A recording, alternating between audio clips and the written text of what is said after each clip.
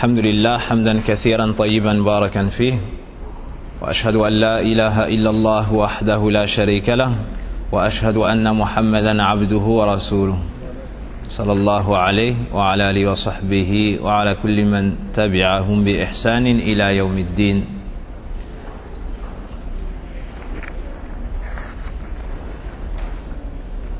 Donc après cette courte pause due à la fête du Eid, on va reprendre au hadith numéro 4, hadith Abi Abdurrahman Abdillah bin Mas'ud radiallahu anhu. Puis on étudiera le hadith numéro 5 incha'Allah ta'ala, le hadith de Aïcha.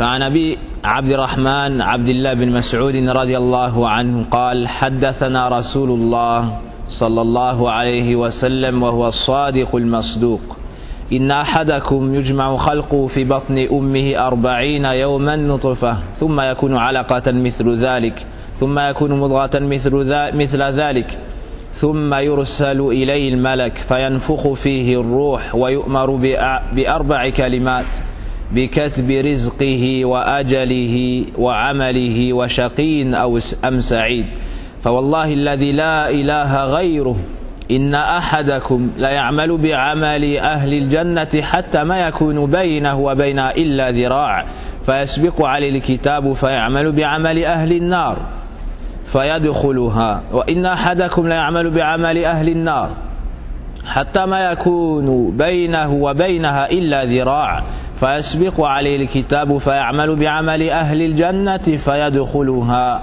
رواه البخاري ومسلم. Donc Ibn Mas'ud radiallahu anhu nous dit, le messager d'Allah sallallahu alayhi wa sallam nous a dit, et c'est le véridique reconnu. Donc avant de citer le hadith, il nous rappelle que le prophète sallallahu alayhi wa sallam a comme caractéristique la véracité. Il ne dit que la vérité. Et ceux qui entendent ses propos les reconnaissent et attestent de la véracité de ses propos. Les savants ont expliqué pourquoi Ibn Mas'ud radiallahu anhu a commencé par ces paroles avant de citer le hadith, en disant مضمون هذا الحديث يتعلق بأمور الغيبية.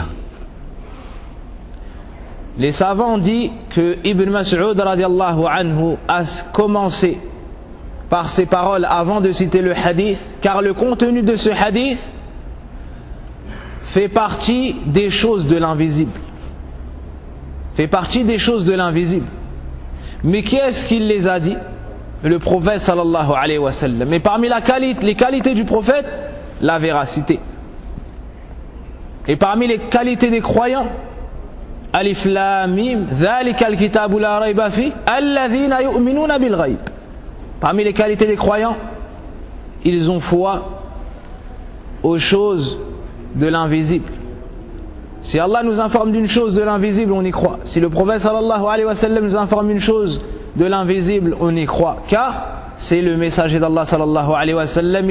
Il reçoit donc la révélation de son Seigneur subhanahu. Ensuite il nous détaille les étapes de la création. Certes, la création de chacun d'entre vous s'opère dans le ventre de sa mère sous la forme d'une goutte durant 40 jours. Il prend alors la forme d'une adhérence pendant la même période, c'est-à-dire 40 jours. Ensuite, il devient, pendant cette même durée, un morceau de chair, c'est-à-dire 40 jours. Dans cette partie du hadith, le prophète sallallahu alayhi wa sallam nous informe des étapes de la création. C'est d'abord une goutte, et c'est la rencontre du liquide de l'homme et de la femme. Puis, c'est une adhérence. Puis, ça devient un morceau de chair.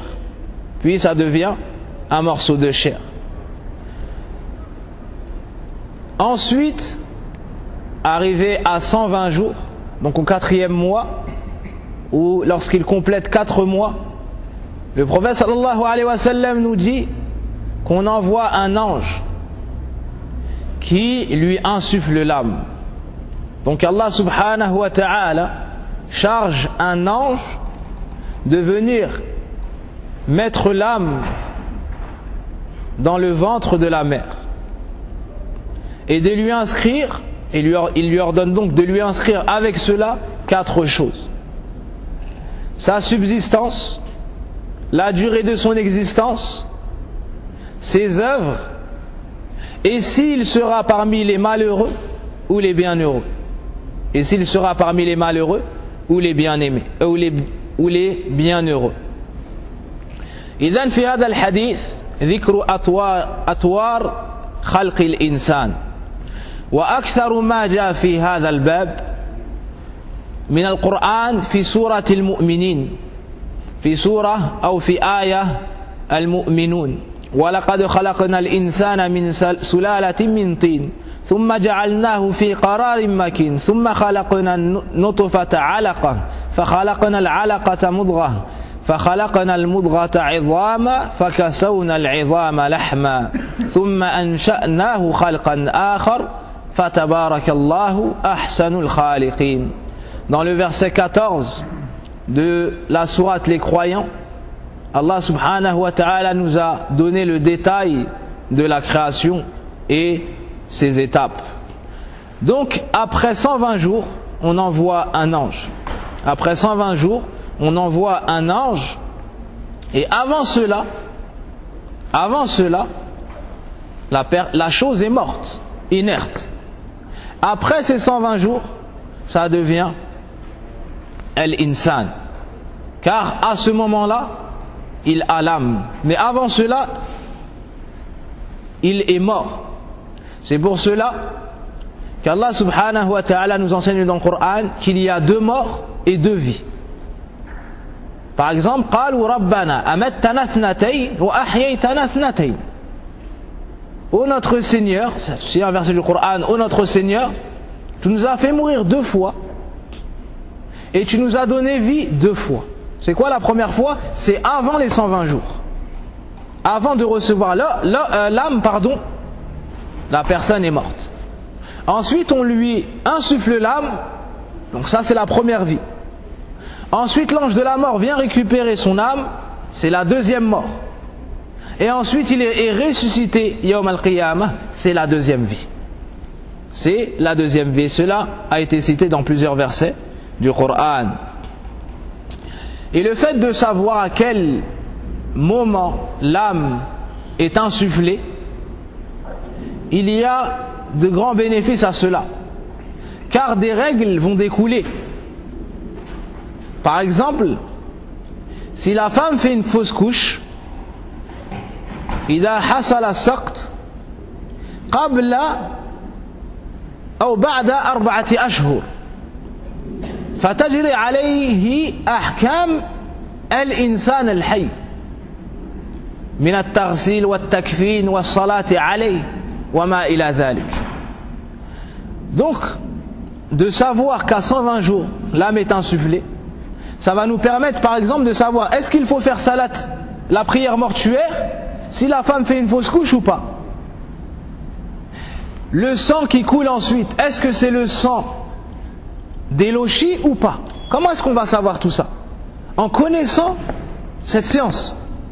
Si la femme fait une fausse couche, après 4 mois, c'était un être vivant. Donc il faudra le laver, comme on lave les adultes. Il faudra le mettre dans le linceul, il faudra prier sur lui, il faudra l'enterrer, et ainsi de suite. Également, le sang qui va s'écouler de la femme, est-ce que c'est du sang d'élochi ou pas? Si c'est après 4 mois, il n'y a aucun doute que c'est le sang d'élochi. Donc, il y a d'autres règles encore, c'est qu'elle délaisse la prière. Aussi, elle ne jeûne pas si c'est Ramadan, et ainsi de suite. Donc, il y a une grande importance à connaître cela.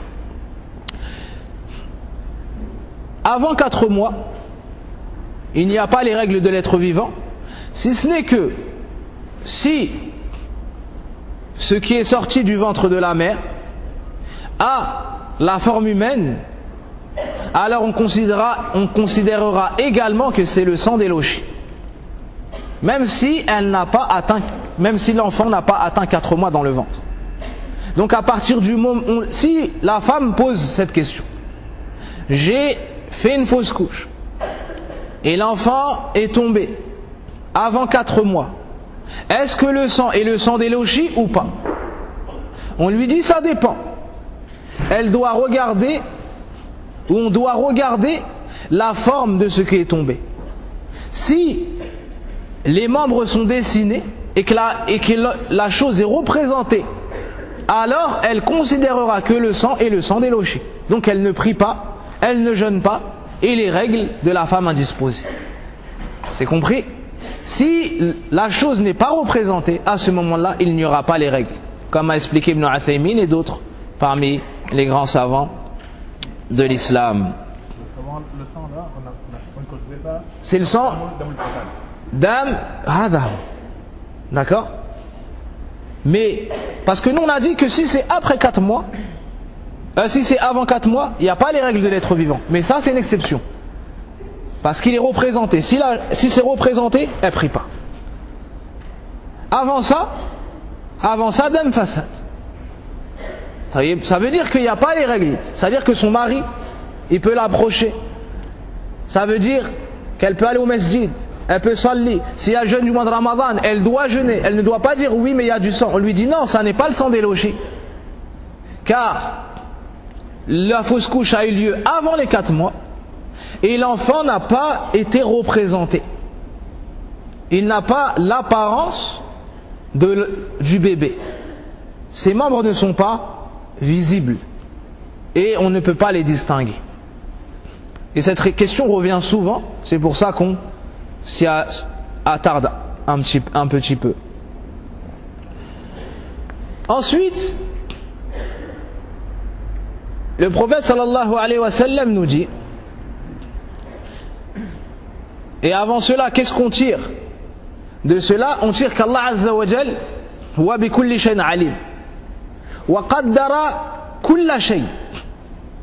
On tire de cela qu'Allah azza wa jal sait tout ce que nous faisons en avance et qu'il a tout inscrit dans le destin, dans les livres, al-lawh al-mahfouz, tout est inscrit et il sait tout subhanahu wa ta'ala avant même que nous fassions les choses. Allah subhanahu wa ta'ala en a la connaissance. On voit aussi qu'Allah azza wa jal sait les gens qui iront au paradis et les gens qui iront en enfer avant même que nous agissions. Mais comme on va le voir dans la suite du hadith, ça ne veut pas dire que tu es irresponsable. Tu es responsable. Et c'est tes actions qui vont être la cause de ton entrée au paradis, nas'Allah at-tawfiq, ou de ton entrée en enfer, na'udhu billah min dhalik. Ensuite le prophète sallallahu alayhi wa sallam a dit, فَوَاللَّهِ الَّذِي لَا إِلَهَ غَيْرُهُ, il a juré par l'unicité d'Allah subhanahu wa ta'ala, par Allah, celui en dehors duquel il n'y a pas de divinité digne d'adoration. L'homme ne cesse d'accomplir les actes des habitants du paradis, donc il fait de bonnes actions, il prie, il jeûne, il fait le hajj, il dépense de son argent fi sabilillah, il se comporte bien envers ses parents, il éduque bien ses enfants, il fait les actions des habitants du paradis, le bien, jusqu'à ce qu'il ne reste plus qu'entre lui et elle, c'est-à-dire la mort, qu'une coudée. C'est alors que son livre le rattrape, le destin le rattrape, alors il accomplit les actes des habitants de l'enfer et il y rentre. Subhanallah. Pendant un long moment il fait que du bien, il fait que du khayr, et en le regardant on dit c'est les actions des habitants du paradis. Mais lorsqu'il ne reste entre lui et l'entrée au paradis qu'une coudée, ce qu'Allah azza wa jal a su avant le rattrape. Il fait les actions des habitants de l'enfer et il rentre en enfer. A l'inverse, le prophète sallallahu alayhi wa sallam nous dit, un homme d'entre vous ne cesse d'accomplir les actes des habitants de l'enfer. Il délaisse la prière, il associe Allah subhanahu wa ta'ala, il adore autre qu'Allah tabaraka wa ta'ala, il associe dans le culte, il ne respecte pas Allah, ne suit pas son prophète sallallahu alayhi wa sallam, il délaisse la prière, il manque de respect à ses parents, il vole, tue, commet l'adultère, et ainsi de suite. Toute sa vie, il la passe comme ça. Jusqu'à ce qu'il ne reste entre lui et l'entrée en enfer qu'une coudée. Un tout petit peu. Mais c'est alors que son livre le rattrape, le destin, ce qu'Allah a su en avance le rattrape. Il fait alors les actions des habitants du paradis. Et il finit par y rentrer. Toute sa vie, il a vécu dans le mal. Mais il finit sur quoi? Sur du bien. Alors Allah Azza wa Jal, par miséricorde pour lui, il lui efface ce qui est passé et il le fait rentrer au paradis. لأن الأعمال بالخواتم. العبرة بما ختم على الإنسان. بما ختم به الإنسان حياته. Parce que ce qui compte ou ce qui prévaut, c'est ce sur quoi tu vas mourir. C'est pas ce sur quoi tu as commencé. C'est ce sur quoi tu vas finir. Et les gens se divisent en quatre. أحوال الناس بنسبة إلى بدايتهم ونهايتهم على أربعة أقسام. Les gens, en ce qui concerne le début de leur vie et la fin, se divisent en quatre. Ceux qui ont un bon début et une bonne fin. Ceux qui ont vécu depuis tout petit dans la piété et dans le bien, comme les prophètes et messagers, comme Ali ibn Abi Talib, comme Anas ibn Malik, ils ont grandi dans l'islam, comme Abdullah ibn Zubayr, ils ont grandi dans l'islam et n'ont connu que l'islam, que la piété depuis tout petit, comme ceux qui sont nés dans l'islam et ont une bonne éducation et ont grandi dans le bien et sont morts dans le bien. Il a commencé dans le bien et il a fini dans le bien. La deuxième catégorie, ceux qui ont eu un mauvais début, mais ils ont eu une bonne fin. Ils ont eu un mauvais début, ils ont eu une bonne fin. Comme qui par exemple? Comme Omar ibn al-Khattab, radiyallahu anhu, et beaucoup de compagnons qui étaient avant l'islam dans le polythéisme. Mais lorsqu'ils ont reconnu la vérité, ont suivi le prophète sallallahu alayhi wa sallam, ils sont entrés dans l'islam et ont eu la meilleure fin. Comme qui? Comme Saharatu Fir'aun, comme les sorciers de Fir'aun. Ils ont agi avec la sorcellerie et la mécréance. Et lorsque Moussa alayhi salam est venu et qu'ils ont vu les signes de sa prophétie, ils se sont convertis à l'islam, ont suivi Moussa, et Fir'aun les a assassinés. Donc ils n'ont fait pratiquement aucun bien, subhanallah. Toute leur vie dans le pire péché, as-sihr. As-sihr. Les adorateurs des démons et du diable. Mais subhanallah, Allah a voulu leur bien, ils se sont convertis à l'islam et sont morts juste après. Ils sont morts juste après. Mais ils ont eu une bonne fin. Troisième catégorie, ceux qui ont eu un bon début mais une mauvaise fin, wal-'iyadhu billah. Ils ont eu un bon début, mais avant de mourir, irtaddu 'anil islam, wal-'iyadhu billah. Ils sont sortis de l'islam, ils ont apostasé. Ou bien se sont convertis à une autre religion que l'islam, ou bien ont insulté Allah Azza wa Jal, ou ont commis un acte parmi les animatifs de l'islam que vous devez connaître, car on l'a étudié il y a de cela quelques semaines. Et cette catégorie-là, c'est ce qui doit nous faire le plus peur. C'est pas parce que tu es au masjid à cette heure-ci et que tu as fait la prière du Maghrib que ça veut dire que tu vas mourir sur l'islam. Wallahi, que des gens qui étaient mieux que nous et qui ont reçu un meilleur enseignement que nous, des gens qui vivaient au temps du prophète sallallahu alayhi wa sallam, après sa mort, certains sont sortis de l'islam et ils ont eu une mauvaise fin. Abu Bakr radiallahu anhu les a combattus. Et combien t'entends au jour d'aujourd'hui des gens, subhanallah, qui rentrent dans des religions égarées comme Mada, les témoins de Jéhovah et autres. Et ils ont des bases comme toi et moi, musulmanes. Mais lorsqu'Allah Azza wa Jal a vu le mal dans leur cœur, il les a abandonnés. Il les a abandonnés. Il les a laissés à leur propre charge et ils se sont égarés. Donc le musulman doit avoir peur de la mauvaise fin. Et il doit toujours demander à Allah Azza wa Jal al-thabat wa husn al-khatimah. Tu dois toujours invoquer Allah afin qu'il te raffermisse dans la vérité, sur la vérité. Et tu dois lui demander une bonne fin. Omar ibn al-Khattab radiallahu anhu avait peur de la fin. Abu Bakr également, Abu Huraira et beaucoup d'autres. Subhanallah, certains parmi les anciens pleuraient au moment de mourir. On leur disait, mais subhanallah, tu as fait que du bien. Sufyan al-Thawri, al-Hassan al-Basri. Qu'est-ce qu'ils répondaient? Un d'entre eux a pris une poignée de sable et a dit Wallahi, ou bien quelques feuilles, il a dit mes péchés ne sont pas plus nombreux que ça. Mais j'ai peur qu'avant de mourir, on m'enlève la foi. Akhsha an yuslaba anni al-iman thumma amut. Khawfun, subhanallah. Ça c'est la crainte d'Allah Azza wa Jal. Ça c'est ceux qui ont goûté aux délices de la foi. Ils ont peur qu'on leur enlève l'islam. Ils ont peur qu'on leur enlève l'islam. Il dit mes péchés ne sont pas plus nombreux que cela. Mais j'ai peur qu'avant de mourir, on me retire la foi. Donc les anciens avaient peur de la mauvaise fin. La quatrième catégorie sont les pires. Sont ceux qui ont eu un mauvais début et une mauvaise fin. C'est les kuffars qui ont grandi dans le kufr et qui sont morts dans le kufr. Wali'adhu billah.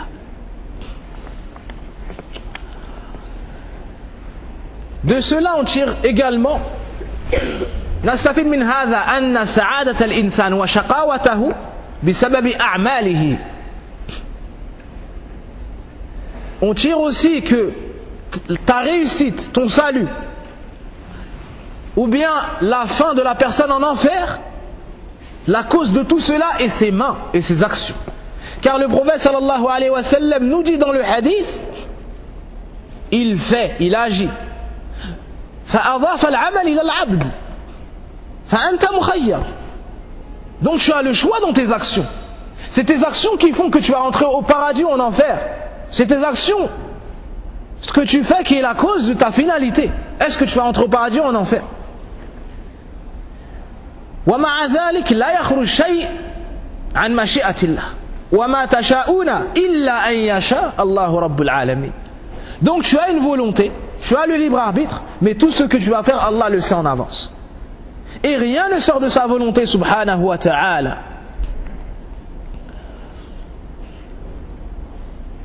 نستفيد من هذا أيضا أن العبد يجب عليه أن يعيش بين الخوف والرجاء. فمن كان من أهل الصلاح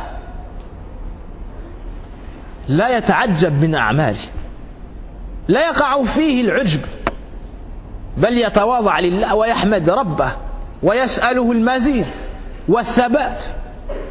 فقد كان النبي صلى الله عليه وسلم يكثر من أن يقول اللهم يا مقلب القلوب ثبت قلبي على طاعتك على دينك. سبحان الله. On tire de cela que le musulman doit constamment être entre la crainte et l'espoir. Tu dois toujours espérer qu'Allah te guide à avoir une bonne fin, mais tu dois aussi avoir peur de t'égarer en chemin et d'avoir une mauvaise fin. Et le prophète sallallahu alayhi wa sallam invoquait souvent en disant ô toi Allah, celui qui dirige les cœurs, raffermis mon cœur dans ta religion. Et Aïcha lui disait mais est-ce que tu as peur au message d'Allah ou à la katarav ya Rasulallah? Et il lui répondait et comment est-ce que je pourrais me sentir à l'abri alors que les cœurs sont entre les deux doigts de la main du tout miséricordieux, il les tourne comme il le veut. Subhanallah. Et le prophète sallallahu alayhi wa sallam nous a informé des troubles qui viendront dans le futur en nous disant la personne elle se réveille le matin c'est un croyant et elle se couche le soir c'est un kafir. Il se couche le soir c'est un kafir, il se réveille le matin c'est un mu'min. Yani les situations changeront rapidement. Donc toi tu dois avoir peur. La personne qui est dans l'islam, la personne qui fait la prière, qui vient au masjid, qui est pieuse, elle doit savoir que tout ce bien, elle ne l'a acquis que par la permission d'Allah. Et tout ce bien que tu as, c'est un don d'Allah et Allah t'a élevé et préféré à d'autres. C'est pas parce que tu es plus fort, ni plus intelligent que les autres. Alors tu dois te montrer reconnaissant et invoquer Allah et lui demander de te préserver dans l'islam et d'augmenter ses bienfaits sur toi. Comme cela étaient les prophètes et messagers et les gens pieux avant nous. À l'inverse, la personne qui est dans le mal et qui voit qu'elle a de nombreux péchés et qui a du mal à rester ferme dans sa religion, ben elle ne doit pas désespérer de la miséricorde d'Allah. Combien de fois on parle avec les gens, ils nous disent moi c'est fini pour moi, moi j'ai fait telle chose, j'ai volé, j'ai approché les femmes, j'ai fait. Là ya akhi, aucun homme et aucune femme n'a le droit de parler comme ça. Celui qui connaît Allah Azza wa Jal ne parle pas comme ça. Allah c'est Arhamur Rahimin, Ar-Raouf, Akramul Akramin. Allah, c'est le miséricordieux, le pardonneur, il est grand accueillant au repentir. C'est celui qui nous dit dans son livre قُلْ يَا عِبَادِيَ الَّذِينَ أَسْرَفُوا عَلَى أَنفُسِهِمْ لَا تَقْنَطُوا عن ماذا؟ لا تقنطوا عن رحمة الله إن الله يغفر الذنوب جميعا إنه هو الغفور الرحيم. Dit, ô vous mes serviteurs qui avez commis des excès contre votre propre détriment, à votre propre détriment, vous vous êtes fait du mal à vous-même et vous avez excédé dans cela. Vous avez commis des excès, vous avez dépassé les limites. Ne désespérez pas de la miséricorde d'Allah. Allah nous interdit de désespérer de sa miséricorde alors que nous sommes les pécheurs et on a des manquements. Pourquoi cela? Il nous dit Innahu huwal ghafurur rahim. C'est lui le pardonneur, le miséricordieux. Allah subhanahu wa ta'ala t'appelle à revenir vers lui. Mais tu ne dois pas rester dans tes péchés. Wa anibu. Allah nous dit ensuite et revenez vers lui. Donc, tu ne désespères pas de la miséricorde d'Allah azza wa jal. Même si tes péchés ont rempli les cubes de la mer et l'espace de ce bas monde, demande pardon à Allah, Allah t'effacera tout ça. Apprends ta religion, mets-la en pratique, et Allah azza wa jal, tu ne trouveras auprès de lui que du bien et un pardon plus grand que tes péchés et plus vaste que ce bas monde et ce qu'il peut contenir. Wallah. Le prophète sallallahu alayhi wa sallam nous dit, Allah dit, Ya ibn Adam, law laqitani بقراب الأرض خطايا ثم لقيتني لا تشرك بي شيئا لأتيتك بقرابها مغفرة. ما هذه المغفرة؟ ما هذا العفو والصفح الذي عند ربنا؟ وهو ليس بحاجة إلى تعذيبنا إلى إدخالنا النار، ونحن بحاجة إلى عفوه مغفرته والدخول في جنته ونسأله سبحانه وتعالى. أترى لا يسمعون؟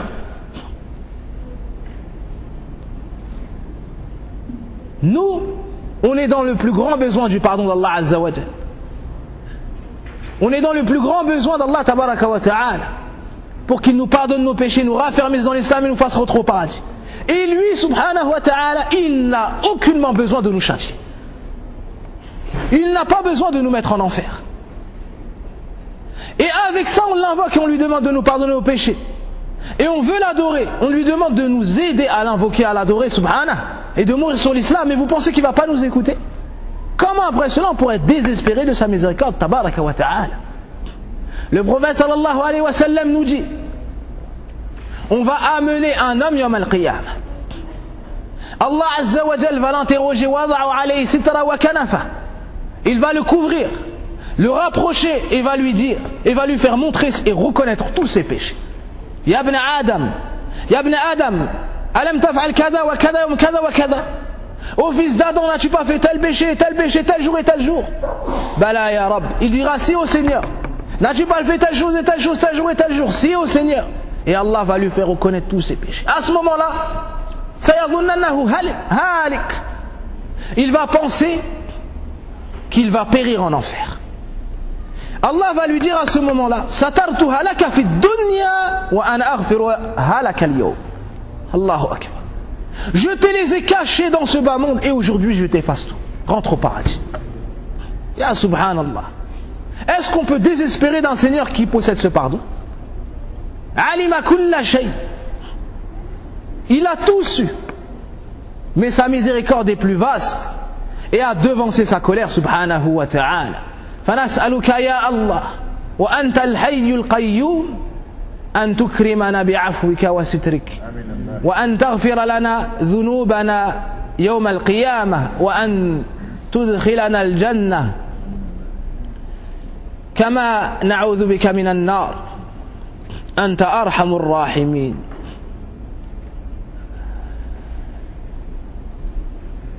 Donc la personne qui a fait de nombreux péchés, elle se repent, elle demande pardon à Allah Azza wa Jal et Allah lui efface ses péchés. Elle corrige son chemin, elle revient vers Allah Azza wa Jal. Et combien parmi les compagnons se sont convertis tard, mais ils ont rattrapé beaucoup d'autres personnes. Selon la véracité qu'Allah verra dans ton cœur, ta motivation, il t'élèvera. Il t'élèvera. فمن فوائد هذا الحديث. Maintenant on va citer ce que nous tirons de ce hadith. Atwarul khalq, les étapes de la création. commence par une goutte, la rencontre du liquide de l'homme et de la femme, ensuite une adhérence, ensuite un morceau de chair, ensuite l'âme est insufflée et l'enfant se développe.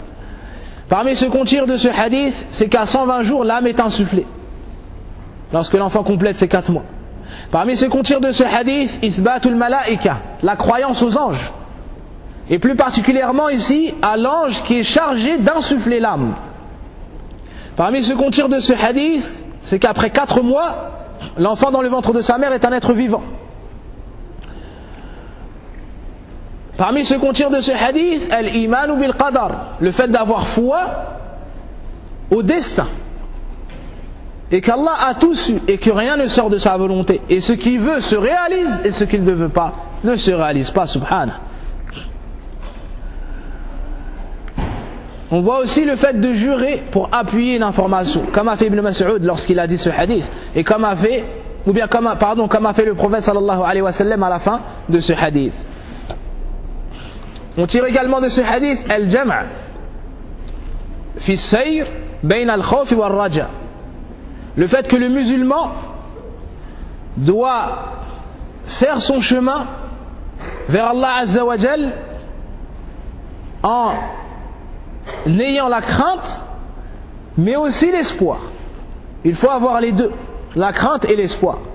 Tu as peur d'Allah Azza wa Jal, de ton châtiment, de tes péchés, tu as peur de la mauvaise fin, mais aussi tu espères son pardon, qu'il te pardonne, et revenir vers lui pour entrer au paradis. On tire aussi de ce hadith que tes actions sont la cause de ta destination dans l'au-delà. On tire également que ce qui compte c'est la fin. C'est ce sur quoi nous allons mourir. C'est pour ça que beaucoup parmi les anciens demandaient souvent à Allah Azza wa Jal husn al-khatima dans leur dua. Ils demandaient Ya Allah as'aluka husn al-khatima, Ya Allah accorde-moi une bonne fin.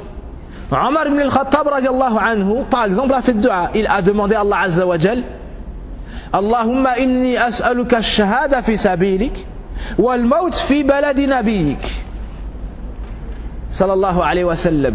Omar, par exemple, a demandé à Allah de lui accorder le fait de mourir martyr et le fait de mourir dans la ville du prophète sallallahu alayhi wa sallam à Médine. Et Allah lui a donné les deux choses. Il est mort à Médine dans la mosquée et il s'est fait assassiner. Il est donc mort martyr radiallahu anhu.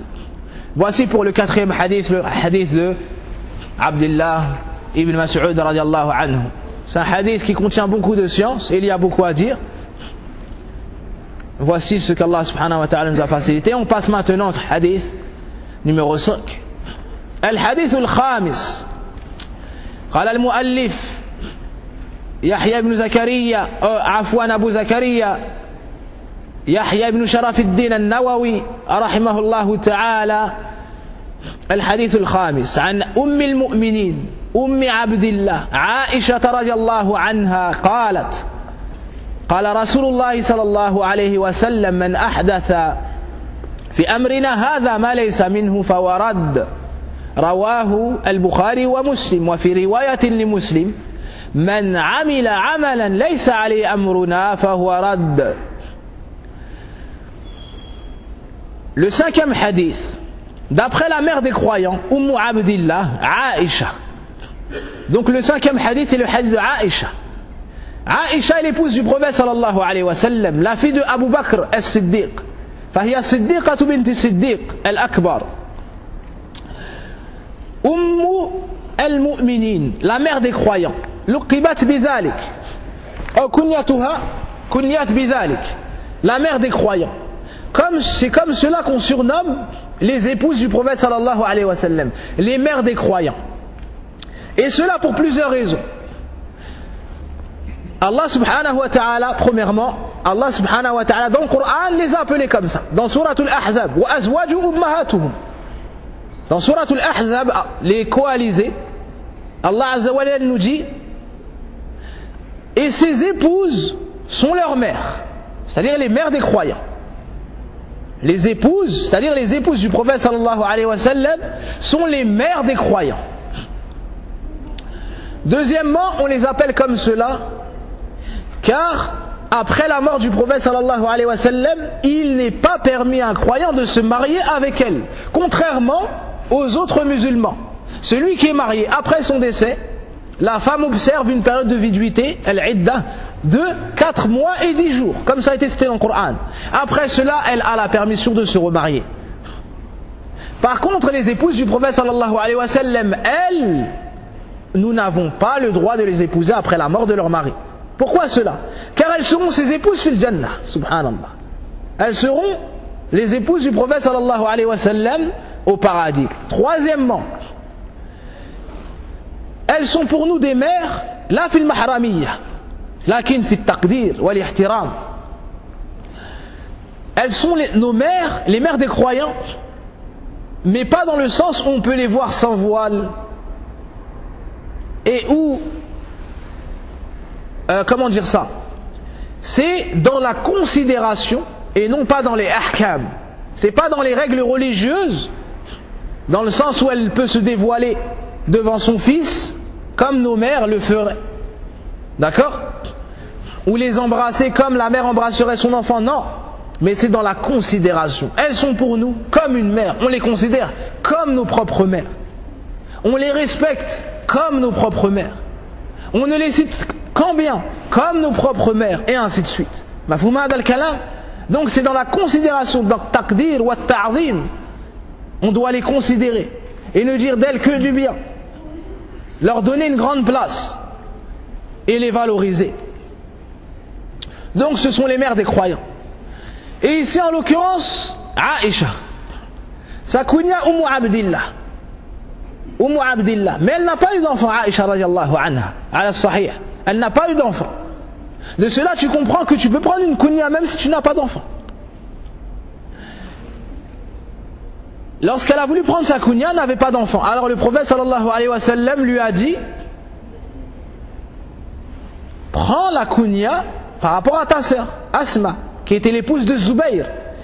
Ils ont eu un enfant qui s'appelait Abdullah. Alors Aïcha a pris cette kunya, à Abdillah, selon le nom de l'enfant de sa sœur Asma. Aïcha radiallahu anha, as-siddiqa, la véridique, qui était la fille du plus grand véridique de la communauté, Abu Bakr. C'était l'épouse préférée du prophète sallallahu alayhi wa sallam. Il s'est marié avec elle alors qu'elle était très jeune. Et c'est la seule femme vierge qu'il a épousée. C'était la femme qu'il aimait le plus. Le prophète sallallahu alayhi wa sallam fut questionné: ô messager d'Allah, quelle est la personne que tu aimes le plus? Faqala Aïcha. Wa min ar-rijal ya Rasulallah. Qala Abuha. Ô messager d'Allah, quelle est la personne que tu aimes le plus? Il a répondu Aïcha. Il a répondu Aïcha. On lui a dit après, parmi les hommes, au message d'Allah, il a dit son père. Son père.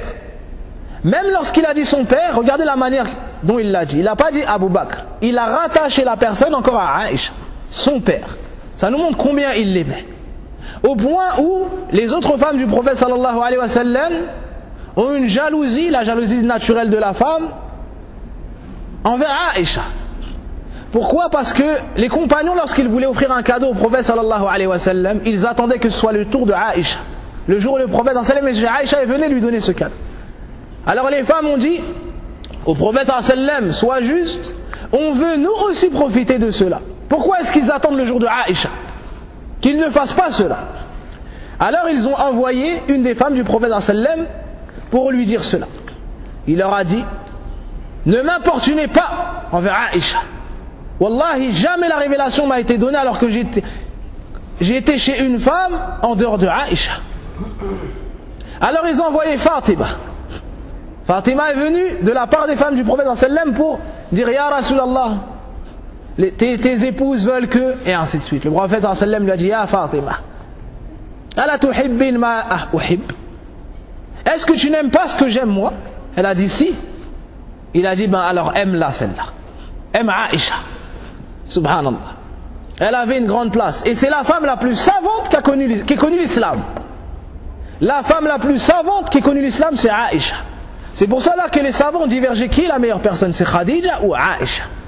Et certains savants ont uni entre deux choses en disant: Khadija, c'est la meilleure dans le secours du prophète sallallahu alayhi wa sallam. Et Aïcha, c'est la meilleure dans la science. Donc les deux sont les meilleurs et chacune dans son domaine. Et ça, c'est une réponse qui est correcte et exacte. Et les hadiths sur Aïcha sont nombreux.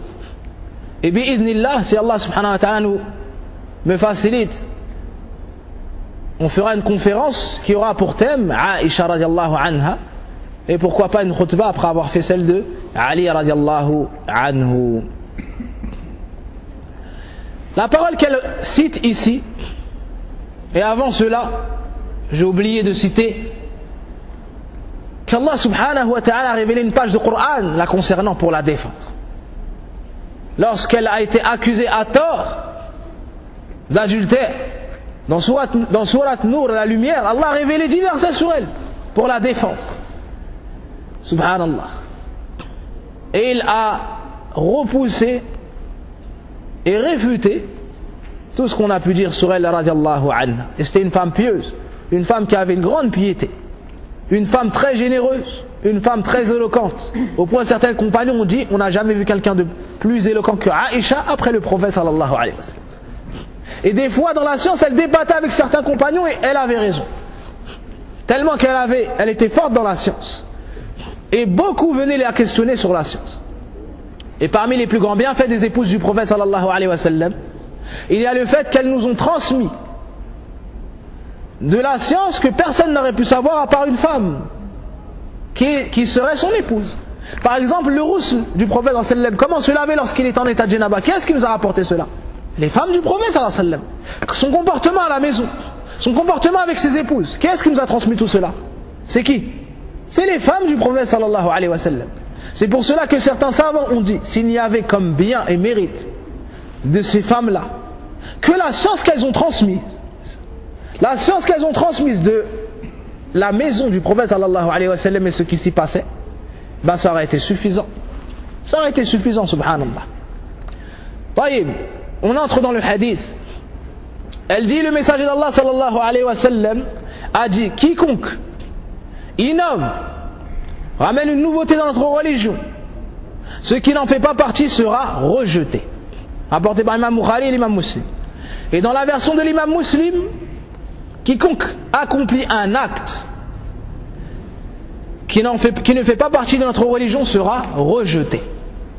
Sera rejeté. Ce hadith, هذا الحديث أصل عظيم في ترك الابتداع ورد أهل الابتداع. Ce hadith est une grande base dans la mise en garde contre toute innovation religieuse. Et c'est une réfutation contre tout innovateur. Contre tout innovateur. Il n'y a pas un innovateur sur terre sans qu'il se cogne devant ce hadith, à l'image d'un mur qui l'empêche d'avancer. Quelle que soit l'innovation, on débat avec eux avec ce hadith. Tu as fait cela, est-ce que le prophète sallallahu alayhi wa sallam l'a fait? Non, le prophète sallallahu alayhi wa sallam a dit ça. S'il est sincère et qu'Allah le guide, il délaisse son innovation et revient à la droiture.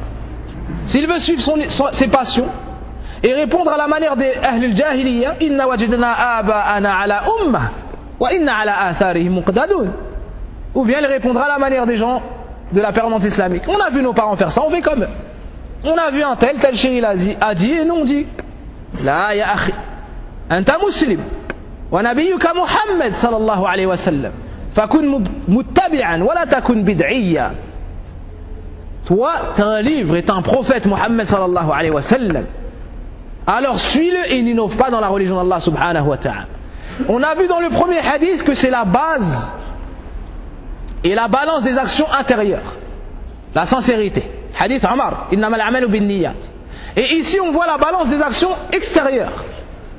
Et avec ces deux hadiths, on va dire est-ce que l'action est bonne ou pas. Si l'action est faite sincèrement et qu'elle est faite comme le prophète sallallahu alayhi wa sallam nous a appris, alors l'action sera acceptée chez Allah azza wa jal. S'il manque une de ces deux choses, la sincérité ou le suivi, alors l'action sera rejetée. L'action sera rejetée, quelle que soit la personne qui l'aura mise en pratique.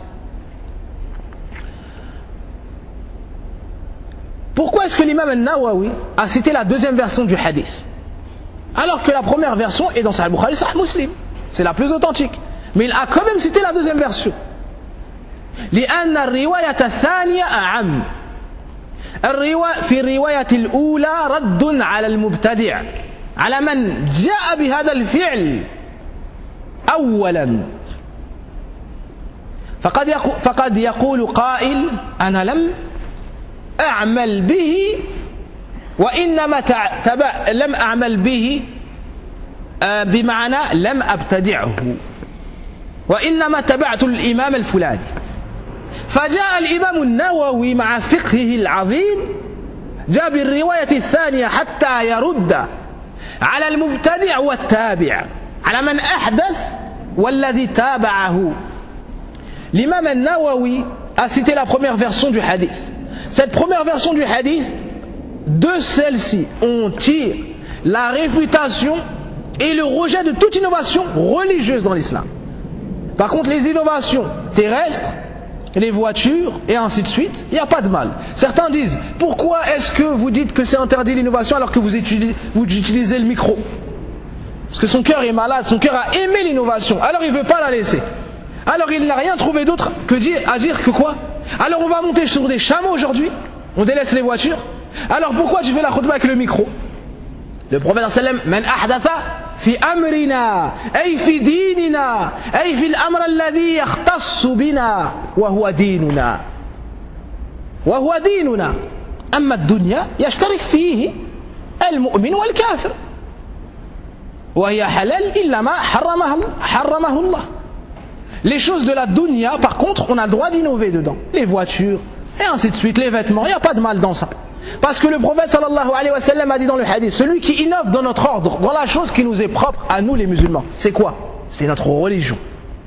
Donc ce qui est interdit, c'est de ramener des nouveautés dans la religion. Par contre, les nouveautés dans les autres domaines, il n'y a pas de mal. Il n'y a pas de mal.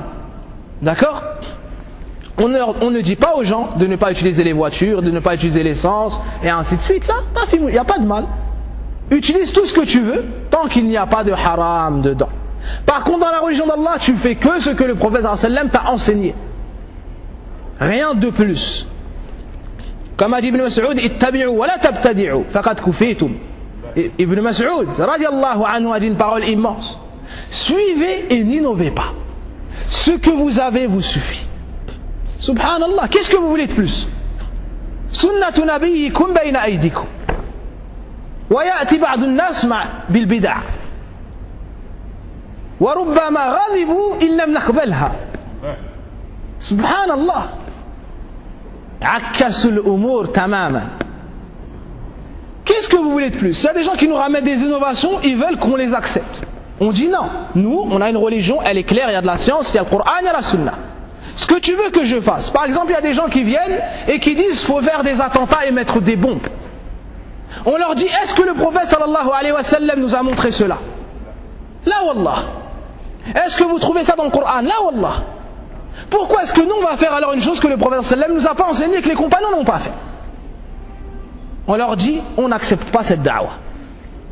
D'autres personnes veulent faire des nouveautés dans la mosquée, et des choses, et des choses, et des choses. On leur dit, on n'accepte rien. Sauf s'il y a une preuve dans le Coran ou dans la sunna du prophète sallallahu alayhi wa sallam. On a un livre qui est complet, une religion qui est complète. Qala subhanahu, al-yawma akmaltu lakum dinakum wa atmamtu alaykum ni'mati wa raditu lakum al-islam dina. Aujourd'hui j'ai complété, j'ai pas achevé pour votre religion et complété sur vous mon bienfait. Et j'agrée pour vous comme religion l'islam. De ce hadith, donc la deuxième version du hadith est plus générale. Elle englobe celui qui a ramené la nouveauté et celui qui a suivi l'innovateur dans cette nouveauté. Il y a des gens, lorsque tu leur dis, il ne faut pas faire ça, le prophète sallallahu alayhi wa sallam ne l'a pas fait. Il dit, mais c'est pas moi qui ai ramené ça, c'est un tel. On lui cite la deuxième version du hadith, celle qui est dans le recueil de l'imam Muslim. Car il y a une réfutation pour tout acte non conforme à la sunna du prophète sallallahu alayhi wa sallam. Voici pourquoi l'imam al-Nawawi a ramené la deuxième version. Pour réfuter même les suiveurs. Même les suiveurs, ceux qui n'ont pas ramené cela en premier. Celui qui vient et qui dit oui mais moi j'avais une bonne intention, est-ce que l'action elle passe? Si c'est pas comme le prophète sallallahu alayhi wa sallam, ou elle passe pas? Ça passe pas. Pourquoi? Parce que le prophète sallallahu alayhi wa sallam a dit fawarad ay mardoud ala sahibi. C'est rejeté sur la personne. Allah n'acceptera pas cela. Toi tu veux adorer Allah avec quelle religion? Avec la religion d'Allah. Pas comme toi tu l'entends ou avec ta raison. Ad-din dinullah, wal kitab kitabullah, wal rasul rasulullah, wa anta abdun lillah. Fama laka tatasarraf fi dinillah kama turid. La religion c'est la religion d'Allah. Le livre c'est le livre d'Allah. Et le messager c'est le messager d'Allah. Et toi tu es un esclave d'Allah. Comment est-ce que tu vas venir dans sa religion alors que tu es son esclave et tu vas faire comme tu l'entends? Toi. Tu es un serviteur d'Allah Azza wa Jal. Wa kulluna lahu abd. Nous tous, nous sommes des serviteurs d'Allah subhanahu wa ta'ala. Et on doit donc agir comme il nous la commande. Parmi les choses qui prouvent que la bonne intention ne suffit pas, pendant l'Eid, il y a un homme qui a égorgé la bête avant la prière. Et vous savez que Eid, le jour du Eid, on doit égorger après la prière. Hein? Il y a un compagnon qui a égorgé avant. Il a préparé la viande et a donné au prophète sallam juste après la prière, après le khutbah. Il lui a dit, c'est quoi ça? Il lui a dit, c'est la viande que j'ai préparée avant. Il lui a dit, shatuka shatu lahm. Rawal Bukhari. Il lui a dit, ta viande là, ça ne sera pas compté comme le sacrifice. Mais c'est une viande comme une autre viande. C'est une viande comme une autre viande. Pourquoi? Parce qu'il n'a pas fait comme le prophète sallallahu alayhi wa sallam. D'accord? C'est fini. Un autre hadith, 3 personnes sont venues voir le prophète sallallahu alayhi wa sallam. Ils ne l'ont pas trouvé, ils ont trouvé Aïcha. Ils ont demandé sur son adoration. Il jeûne et ils rompt le jeûne. Il dort et il prie une partie et il épouse les femmes. Ils ont dit, où sommes-nous à côté du prophète sallallahu alayhi wa sallam? On lui a pardonné tous ses péchés, passés et futurs. Il y en a un qui a dit, moi je vais jeûner tout le temps et je coupe pas le jeûne. L'autre a dit, moi je vais pas épouser les femmes. Et l'autre a dit, je prierai toutes les nuits et je vais pas dormir. Quand le prophète sallallahu alayhi wa sallam a entendu ça, il s'est mis en colère et a dit, comment se fait-il que vous avez dit ça?